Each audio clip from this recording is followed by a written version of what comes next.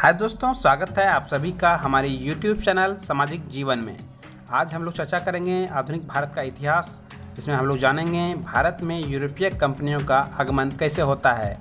इससे पहले आपसे छोटी सी रिक्वेस्ट करेंगे, आप हमारे चैनल पर नया हैं, हमारे चैनल को सब्सक्राइब कीजिए। चलिए वीडियो स्टार्ट करते हैं और जानते हैं यूरोपीय कंपनियों का भारत में कैसे कैसे आना हुआ, इसने क्या किया। तो भारत में यूरोपीय कंपनियों का आगमन सबसे पहले पुर्तगाल आया, पुर्तगाल के बाद डच आया, इसके बाद अंग्रेज, इसके बाद डेनिश, इसके बाद फ्रांसीसी।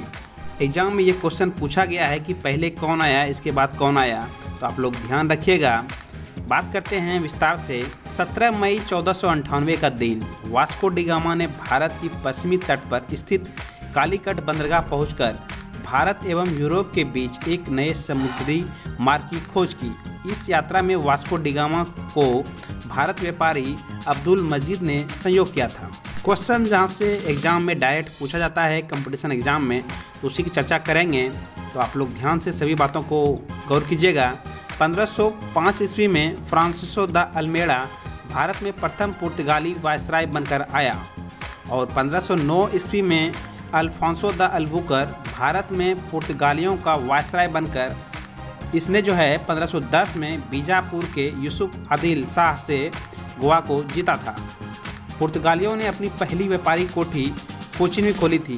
पुर्तगालियों के बाद भारत में डच लोग आए और पहला डच यात्री कार्नेलियम हाउटमैन था, जो कि 1596 ईस्वी में भारत के पूर्व सुमात्रा पहुंचा था। डचों ने भारत में अपनी प्रथम व्यापारी कोठी 1605 ईस्वी में मसूलीपट्टनम में स्थापित की। डचों की दूसरी व्यापारी कोठी पुलिकट में स्थापित हुई और वहाँ पे उन्होंने स्वर्ण सिक्के, पैगोडा को ढाला और पुलिकट को ही समस्त गतिविधियों का केंद्र बनाया। डचों ने भारत में प्रथम बार औद्योगिक वेतनभोगी रखे थे। डचों का भारत में अंतिम रूप से पतन 1759 ईस्वी को अंग्रेजों एवं डचों के मध्य बेदरा के युद्ध में लड़ाई के बाद निर्णय हो गया था। तो आप लोग याद रखिएगा कि 1759 ईस्वी में अंग्रेजों एवं डचों के बीच बेदरा का युद्ध हुआ, जिसमें कि डचों की हार हुई और धीरे धीरे डचों का यहाँ पर भारत से इंडोनेशिया की तरफ शिफ्ट होने लगा। तो पुर्तगालियों के बाद डच और डच के बाद तीसरे नंबर पर आता है इंग्लैंड। इंग्लैंड का कहानी यह है कि 31 दिसंबर 1600 ईस्वी को इंग्लैंड की रानी एलिजाबेथ प्रथम ने ईस्ट इंडिया कंपनी को अधिकार पत्र प्रदान किया। शुरू में 217 साझेदार थे और पहला गवर्नर थॉमस स्मिथ था। मुगल दरबार में आने वाला प्रथम अंग्रेज कैप्टन हॉकिंस था। ये क्वेश्चन याद रखिएगा, ये क्वेश्चन पूछा गया है।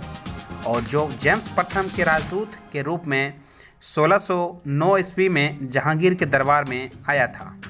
भारत में आने वाला प्रथम अंग्रेज जहाज रेड ड्रैगन था। 1611 ईस्वी में दक्षिण पूर्वी समुद्र तट पर सर्वप्रथम अंग्रेजों ने मसूलीपट्टनम में अपनी व्यापारी कोठी की स्थापना की। जहांगीर ने 1613 ईस्वी में एक फरमान जारी कर अंग्रेजों को सूरत में थॉमस एडवर्थ के अधीन व्यापारी कोठी फैक्ट्री खोलने की इजाज़त दे दी। पूर्वी तट पर अंग्रेजों ने अपना पहला प्रथम व्यापारी कोठी मसूलीपट्टनम में 1611 ईस्वी में खोला, जबकि पश्चिमी तट पर सूरत में 1613 ईस्वी में खोला। 1615 ईस्वी में सम्राट जेम्स प्रथम ने सर टॉमस रो को अपना राजदूत बनाकर मुगल सम्राट जहांगीर के दरबार में भेजा और रो फरवरी 1619 ईस्वी को तक भारत में रहा। रो जहांगीर एवं खुर्रम शाहजहां से अंग्रेजों के लिए कुछ व्यापारिक छूट प्राप्त करने में सफल हुआ। 1632 ईस्वी में गोलकुंडा के सुल्तान ने अंग्रेजों को एक सुनहरा फरमान दिया, जिसके अनुसार अंग्रेज सुल्तान को 500 पैगोडा वार्षिक कर देकर गोलकुंडा राज्य के बंदरगाह पर स्वतंत्रता पूर्वक व्यापार कर सकते थे। 1639 ईस्वी में अंग्रेज फ्रांसीसी डे ने चंद्रगिरी के राजा से मद्रास पट्टे पर लिया एवं वहीं एक किलाबंद कोठी का निर्माण किया। इस कोठी का नाम फोर्ट सेंट जॉर्ज पड़ा और यही फोर्ट सेंट जॉर्ज कालांतर में कोरोमंडल तट पर अंग्रेजी मुख्यालय बनाया गया।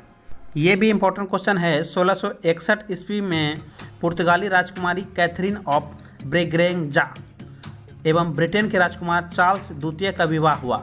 इस अवसर पर दहेज के रूप में पुर्तगालियों ने चार्ल्स द्वितीय को बम्बई प्रदान किया। 1668 ईस्वी में चार्ल्स द्वितीय ने बम्बई को 10 पाउंड के वार्षिक किराए पर ईस्ट इंडिया कंपनी को दे दिया। 1687 ईस्वी में अंग्रेजों ने पश्चिमी तट पर मुख्यालय सूरत से हटाकर बम्बई बनाया। बंगाल के शासक शाह शुजा ने सर्वप्रथम 1651 ईस्वी को अंग्रेजों को व्यापार करने की अनुमति दी। इस अनुमति को निशान कहते थे। 1658 ईस्वी में अंग्रेजी ईस्ट इंडिया कंपनी ने 3 गांव सुल्तानमुती, कालीकट और गोविंदपुर की जमींदारी 1200 रुपये भुगतान कर प्राप्त किया और यहां पर फोर्ट विलियम का निर्माण किया। चार्ल्स आयर फोर्ट विलियम के प्रथम प्रेसिडेंट हुए। कालांतर में यही कलकत्ता के नाम से कहलाया, जिसकी नींव जॉर्ज चारनॉक ने रखी थी। भारत में फ्रांसीसियों की प्रथम कोठी फ्रैंको कैरो के द्वारा सूरत में 1668 ईस्वी में स्थापित की गई। 1674 ईस्वी में फ्रांसीसी कंपनी के निर्देशक फ्रांक्रिवस मार्टिन ने वालीकोडापुर के सूबेदार शेर खां लोधी से पुडुचेरी नामक एक गांव प्राप्त किया, जो कालांतर में पांडिचेरी के नाम से जाना जाता है। प्रथम कर्नाटक युद्ध 1746-48 ऑस्ट्रिया के उत्तराधिकार युद्ध से प्रभावित था और 1748 ईस्वी में एसला सापल की संधि हुई द्वारा ऑस्ट्रेलिया के उत्तराधिकार युद्ध को समाप्त किया। साथ ही भारत में प्रथम कर्नाटक युद्ध भी समाप्त हुआ। दूसरा कर्नाटक युद्ध 1739 से 1754 ईस्वी में हुआ। इस युद्ध में फ्रांसीसी गवर्नर डुप्ले की हार हुई, उसे वापस बुला लिया गया और उसी की जगह गेडेहू को भारत में अगला फ्रांसीसी गवर्नर बनाया गया। पांडिचेरी की संधि जनवरी 1755 ईस्वी के साथ युद्ध विराम हुआ। कर्नाटक का तीसरा युद्ध 1756 से 1763 ईस्वी के मध्य हुआ, जो कि सप्तवर्षीय युद्ध का ही एक अंश था और पेरिस की संधि के पर यहाँ पर युद्ध की समाप्ति हुआ। 1760 ईस्वी में अंग्रेजी सेना ने सर आयर कूट के नेतृत्व में वांडीवास की लड़ाई लड़ी, जिससे कि फ्रांसीसियों की बुरी तरह हराया। और 1761 ईस्वी में अंग्रेजों ने पांडिचेरी को फ्रांसीसियों से छीन लिया। 1763 ईस्वी में हुई पेरिस संधि के द्वारा अंग्रेजों ने चंद्रनगर को छोड़कर शेष अन्य प्रदेशों को लौटा दिया, जो कि 1749 ईस्वी तक फ्रांसीसियों के कब्जे में थे। ये प्रदेश भारत की आज़ादी तक फ्रांसीसियों के ही कब्जे में रहे थे। तो इस तरह से हम लोग ने कुछ विशेष महत्वपूर्ण क्वेश्चन पर ध्यान दिया, जो कि था यूरोपीय कंपनियों का भारत में कैसे कैसे आगमन हुआ, किसने क्या किया। तो कभी काल यहाँ से भी क्वेश्चन पूछ लिया जाता है, तो आप लोग याद रखिएगा। नेक्स्ट हमारा वीडियो आएगा बंगाल पर अंग्रेज़ों का अधिकार कैसे हो गया, अंग्रेज़ों ने क्या क्या चार यहाँ पर रणनीति अपनाई बंगाल को कब्जा करने के लिए। तो हमारा नेक्स्ट वीडियो आएगा बंगाल पर अंग्रेज़ों का आधिपत्य। आज का वीडियो देखने के लिए दोस्तों धन्यवाद।